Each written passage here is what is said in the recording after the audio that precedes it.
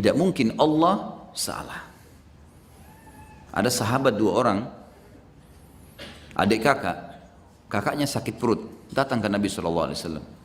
Ya Rasulullah, adiknya bilang, kakak saya sakit perut. Kata Nabi SAW, minumkan madu, kasih madu. Adiknya kasih madu.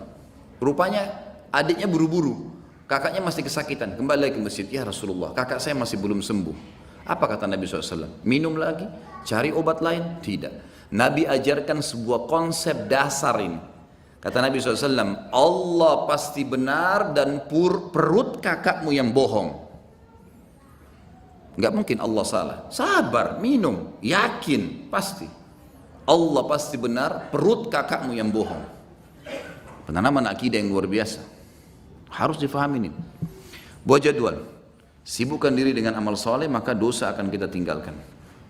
Kalau ini terjadi, akan terjadi banyak karamah. Sebagian ulama menyusun ada beberapa tingkatan karamah itu.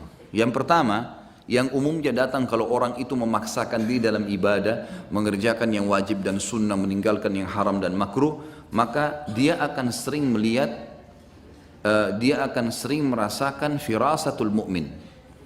Yang kata dalam hadis Nabi SAW, kata Nabi SAW, firasatul mu'min benar. Ada sebuah perasaan yang kita rasakan, orang ini baik atau tidak baik.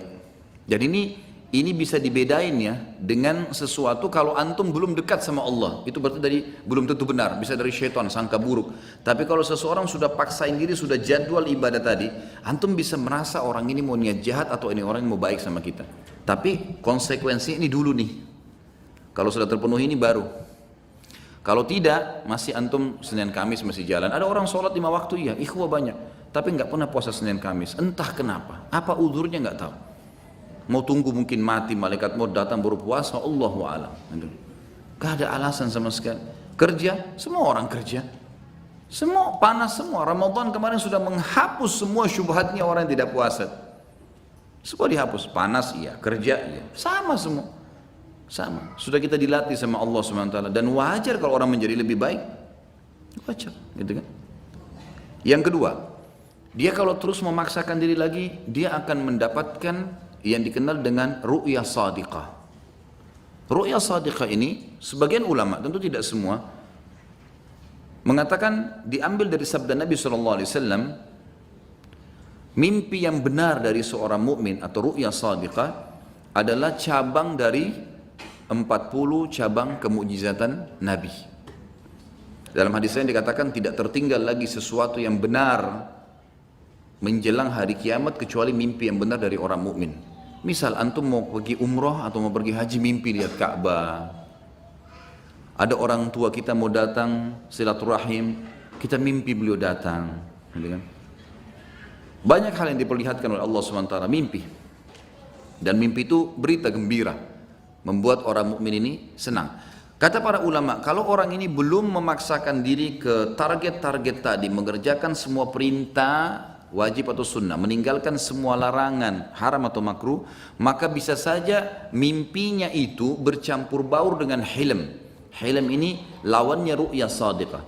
Ru'yah sadiqah mimpi yang benar dari Allah, sementara hilm dari syaitan. Jadi kalau antum masih mimpi nggak tahu ini benar dari Allah atau bukan ya. Nah ini karena masih belum sampai pada itu. Tapi orang kalau sampai pada tingkat ini, sebagian ulama mengatakan seperti sabda Nabi SAW, memang orang mukmin akan mimpi ru'yah sadiqah itu. Orang mimpi ru'yah sadiqah. Ini yang kedua. Kemudian datang yang ketiga, yang setelahnya adalah hal-hal yang terjadi yang memang Allah Subhanahu wa taala sesuaikan dengan keadaan orang itu. Bisa saja lisannya menjadi petunjuk bagi orang. Seperti misal Umar bin Khattab radhiyallahu anhu di zaman khilafahnya beliau pernah tiba-tiba naik mimbar, kumpulin orang di masjid, lalu beliau mengatakan, hai pasukanku, ke gununglah kalian, ke gununglah kalian. Bahasa begitu. Orang yang lagi di dalam masjid, apa ini? Amir Mu'minin bicara apa ini? Ke gunung, tidak ada pasukan di masjid, bukan pasukan ini. Orang belum mengerti pada saat itu. Lalu Umar bin Khattab turun dari mimbarnya. Orang juga nggak ada yang nanya. Selesai, ternyata Umar bin Khattab lagi mengirim pasukan di perbatasan wilayah Persia. Datang pasukan tersebut, lalu mereka yang memberikan kesaksian. Mereka mengatakan, ya Amir Mu'minin, Allah telah berikan kami kemenangan. Kata Umar, bagaimana kalian menang di depan orang-orang semua? Kata mereka, kami pada saat didesak oleh musuh dan kami yakin kami akan kalah, kami yakin akan dibantu oleh musuh. Tiba-tiba kami mendengarkan suara Anda yang berkata, wahai pasukanku, ke gununglah. Dan kami lihat di belakang kami ada gunung, kami naik ke gunung tersebut, mengatur strategi, kemudian kami melemparkan anak-anak panah ke musuh dan kami menang. Umar bin Khattab waktu itu yang muncul adalah perasaan dia. Dia tidak bisa lihat ghaib. Umar bin Khattab tahu itu. Tapi ada feeling yang sangat kuat di situ, kalau dia harus ucapkan itu. Maka dia ucapkan dan dibuktikan di lapangan, Allah berikan kemenangan pasukannya. Tapi ini bukan orang-orang yang biasa, bukan orang yang baru Senin Kamis sholatnya, baru 2 kali 3 kali datang taklim, baru tiba-tiba mau, apalagi kalau sudah pakai aku dan saya tadi, lupain sudah ini. Jelas ini? Ini bahasa Indonesia ini. Ya? Jangan lagi tidak faham.